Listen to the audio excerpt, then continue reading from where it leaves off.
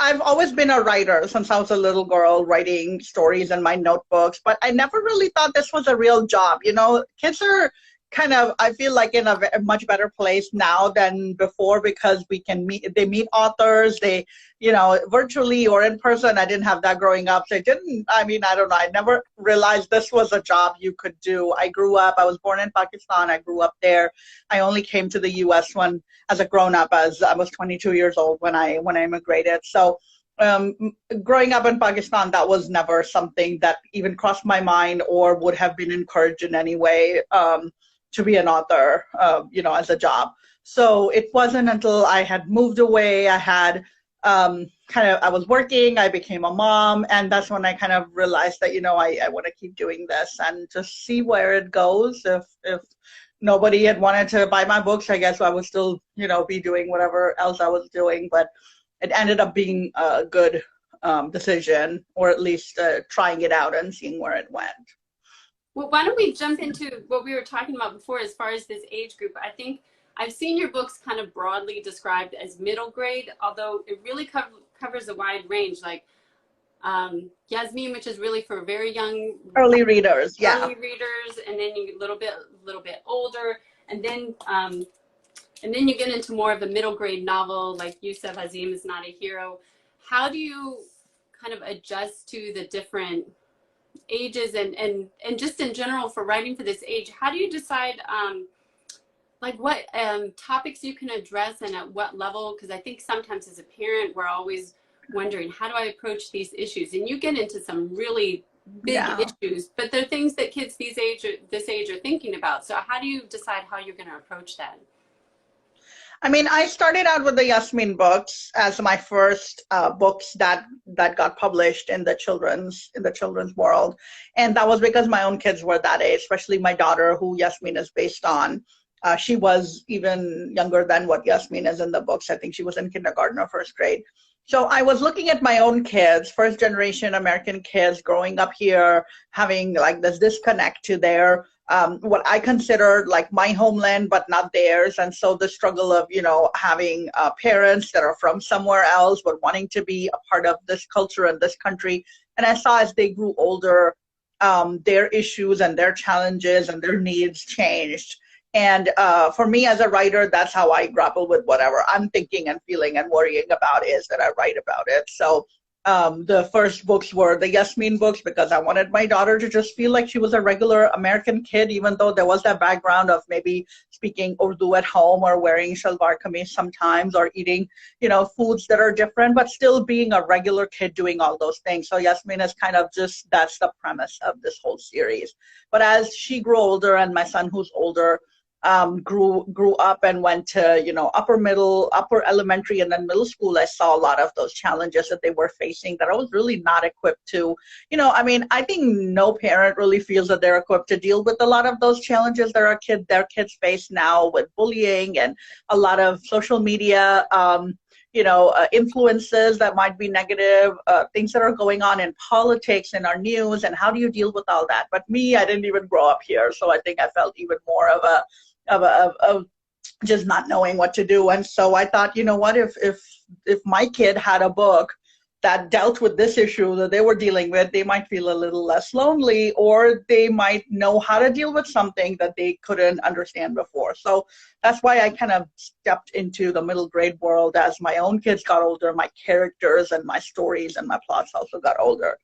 I don't know how I kind of deal with writing about those. I feel like it's an important topic. For example, Yusef Azeem is Not a Hero is about 9/11 and how it's affected everybody, and especially Muslim American kids for the last 20 years, and how a whole generation has grown up with that. How that's a huge topic to kind of grasp, and to do that so that somebody who's 12, 11, 10 can kind of really understand it. So I choose what topics I want to write about, and then I try to figure out what's the best way, or what's the best age group to deal with that. Right, and I know, and you do not just through your writing, but through your community work, you've done so much to dispel stereotypes that people have about Muslims, about immigrants in America. What do you think because I feel like you're kind of writing in a way for two audiences. You're writing for the Muslim American kids and helping them feel seen and helping them understand these issues, and also for other kids to help them kind of understand and maybe answer questions that maybe they're afraid to ask, or dispel stereotypes. What are kind of the main messages that you're hoping that kids get when they read your books? Well, what you said is exactly right. And I think I'm not the only one. Most authors, especially of children's books, are having those two audiences in mind, especially authors who are writing about, people who might be different from the mainstream. So we look at books as, this is a concept that you might be familiar with, but maybe some of the viewers today won't be, which is windows and mirrors and windows. So a book, this is somebody called Rudine Sims Bishop. She created this concept that a book can be a mirror to some people when they see themselves reflected back, but that it can also be a window for somebody who's very different to look into someone else's life and try to understand better. So those are my two main goals. But basically, if anyone picks up any of my books, whatever age group, including I've written some adult work as well, adult novels, I want them to come away with, like, hopefully some of their stereotypes or their misconceptions or things that they heard about in the media from friends or relatives might be completely blown away, in a positive way, where you're trying to understand somebody else's perspective, someone else and how they live. But at the end of the day, figuring out, oh, well, that's not really different from me. I might have a different language that I'm speaking, or I might be praying differently from my friend or my coworker or my neighbor or the character in this book. But at the end of the day, I have those same hopes and dreams, and what I've heard in the news may not actually be very accurate. So if you come away from reading any of my books with that feeling, then I feel like I did my job. Yeah, and I think your books really do so much to normalize diversity. Kind of, you're talking about like the Yasmin series, but also to show the diversity within the diversity. If that makes sense, that, for example, Place at the Table talks a lot about two girls whose parents are from another country, and yet how different it is having parents who are from Pakistan versus from England, or showing the diversity within the Muslim American community, that some are more observant, or that, maybe not all the moms wear the hijab, that there is really a lot of diversity even among that. Why was that so important to you to do that? That's so important to me in my life. I mean, I think that it's to me, I don't understand how people can just look at a group of people as like one big like mass and like there's no diversity. But it's so true if you think of your own group, whatever you are a part of, whatever religion or culture or country, all Americans are not the same. You can't pick up somebody from where I am, Texas, and try to compare them and from somebody from New York City and think they're going to be exactly the same. In any way, it doesn't work. That's not how human nature is. And to assume that about somebody who we don't know anything about, that can be really dangerous. That's how things happen, that, we're kind of, we're at that point in the world where we're really not understanding each other, even though we're all shouting at the top of our voices, and that's really dangerous. So to me, it's really important. I'm a Muslim. I grew up in a very non-religious household. I'm the only person, a woman in my family and my in-laws' family, who wears the hijab. I have sisters. I have a mom. I have sisters-in-law. Nobody does that. My daughter doesn't do that. So to assume, that all my characters are going to be like me, or like, somebody else that you might have known in your life, that's very naive. I don't think that's correct. I don't think that's accurate, and I don't think that's reality. So even though my books are fiction, I want to make sure that they're still based on reality. So yeah, it's a very important concept for me overall, as I live my own life, and I want all my readers to feel that too. And I think I saw once that you said in an interview you wanted to write about kids who are real kids, not robots. So they make mistakes. Maybe they're supposed to be doing certain things, or like you said, they have so much individuality. And especially relate to religion, kind of ties into my next question was about that you describe yourself as an interfaith activist. So can you tell us what exactly that means, and how does that come through in your books? Yeah, that's what I started doing way before I started writing stories. So after I came to this country, maybe like 2 or 3 years before 9/11. So I was a new immigrant, I was a student, and then 9/11 happened. And everyone's life changed. But if you are Muslim and you lived in the US, then your life really, really changed, and not in a good way. So I kind of, it was a shock to me. Okay, I thought this country would be better than where I'd come from, and now suddenly things are, really scary too here. What do I do now? So I wanted to be a part of the solution. I didn't want to be just complaining about something, especially since it was something that was going on that affected and uh, was connected to a group of people that I was a part of. And I decided that I would kind of like speak out. I would answer questions. I made myself available in my own community to, people had a lot of questions about Islam, about Muslims, about mostly inaccurate things that they thought they had heard and needed to be kind of like said the truth needed to be kind of shared. And so I started doing that locally, started writing in my local paper. It just kind of grew and grew and grew over probably the next decade, where I was doing a lot of talks and presentations. And I realized that a lot of it was when I would talk to people, they would want to know about Pakistan, about how I grew up. And I realized that it's just because there's not a lot of information, and whatever it is, it's very negative. And, when something bad happens, that's what it's, those things or those places or those people get in the news, and, suddenly that's not the best way to get your information. So that's how I started writing. So when I write books, I kind of, even though they're fiction, the reason is, or my interfaith background is kind of like very much in my mind, where when I'm writing books, and those are the same goals and the same mission that I want to bring to my writing, that I want my readers to be aware of things. I want them to learn about things. I want them to understand me and people like me, or people who are different from me. Because once you start realizing that everyone who's different is honestly, in some ways, we're all human beings. They might be different in some ways, but that doesn't mean they're bad.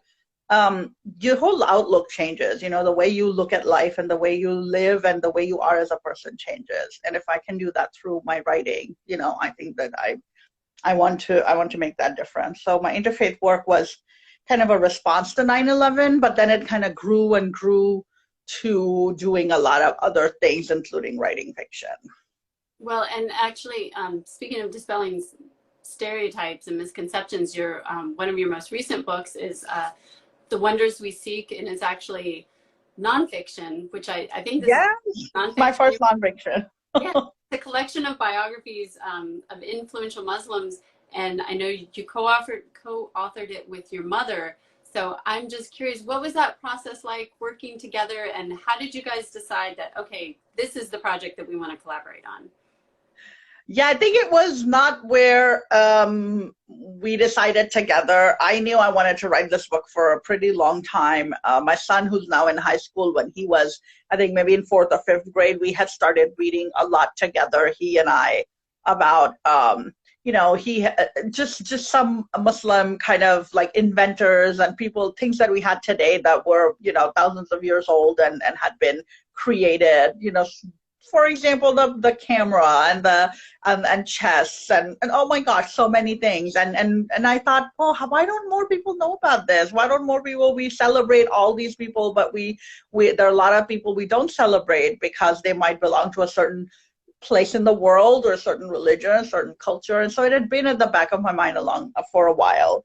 And then when it was right to write the story, that was when my mom had also recently immigrated. She now lives in the US, and she had just come here. She's an educator. She's a really awesome person, but she was feeling kind of where, she didn't know what to do here in this new country with, it's hard to start from scratch when you're older. At any age, honestly, but I think that if you're in college, it goes a little bit better, but if you're a grandma, it may not. So I said, you know what, I'm thinking of writing this book. Do you want to work with me on it? And I'll keep you busy, and hopefully you like the topic, and maybe you can write more stuff. So she agreed to do that. And it was a cool experience. I mean, you know, it was all online. She lives in Michigan, and I live in Texas. So, but it was really cool to work with someone that I respect and I look up to, and have them be a part of something that I find is important. It was really good. Oh, that's wonderful. That's the one that I have. My copy hasn't come in from the library yet, so I'm really looking forward to reading it, though. Oh, I hope you like it. I learned a lot. I learned so much, and obviously she did too. When I'm speaking, she's not here. I'm not gonna put words in her mouth, but I learned so much. I knew these were the people, you know, choosing people to include, and deciding who to include and who not to include. So this is, for those of you who don't know, this is a biography collection of 30 Muslims who kind of had big impacts in the world at any time, starting from the 800s all the way up to today. So some of them are long gone, but their influence in some way remains to this day. To people who are currently, you know, working in whatever fields of politics, sports, literature, art, films, inventing things, the space program, all kinds of things. And now I'm to that point where, you know, once you read these things, you can't unread them. So, you know, the other day I was sitting in the car, and my husband, my son, who's now learning to drive, he's almost 16. He was like, oh, why do we have the seatbelt, blah, blah, blah. And I was like, let me tell you, who was the reason why we have the seatbelts in the first place? It was this Muslim person who did all this research to show that head injury, like impacts in cars, can cause head trauma even if you can't see it. And that is the reason why, based on his recommendations, we all now in the Western world have to have seat belts. I mean, you know, things like that. Like, why don't we celebrate that? Why do we have to talk about somebody who's hurting someone rather than someone who's saved so many lives? Like, you know, so now I'm like, oh yeah, this person. Let me tell you about this person. I love it. Well, I can't read it, and I'm sorry, I'm watching the time, and I want to be respectful of your time. But I'd like to wrap up by asking what you're working on now. I understand you have some other books that are going to be coming out. Oh my gosh, I have so many books coming out. So I wish I could show them to you. I'm trying to see where it's hard to, now I don't want my old video setup to be messed up. But I have a new chapter book series that is, you know what, it's gonna be right here. Yes, it is. Okay, so this is my newest chapter book series. So it's for slightly older kids than the Yasmin book. So all my Yasmin fans that are older now can read this if you're in 3rd grade, 4th grade. Marya Kahn this is the first one in the series, called Marya Kahn and the Incredible Henna Party, but it's a series, so it's gonna be, and you can see they're like, you know, there are pictures all throughout. It's really, I'm so excited about this whole story that's gonna that's coming out in October. And then more Yasmin books, of course, super excited about that. And next year there will be, Yasmin is having a spin-off for Ali, his friend. So Ali's gonna get his own series next year. So I'm super excited about that. And all you people complaining about why I don't write books about boys. So now you can read about it. It's funny how that happened. Well, thank you so much for joining us. Like I said, I'm a huge fan of your work in terms of your writing and also kind of what you're trying to do. So thank you so much for joining us. It was a pleasure talking with you. Oh my God, thank you for inviting me. And all of the people who follow you, thank all of you for being supporters of my work, because that's really important to me. Thank you. Bye. Bye. बीन है बनती के टोकरी में सांप नहीं है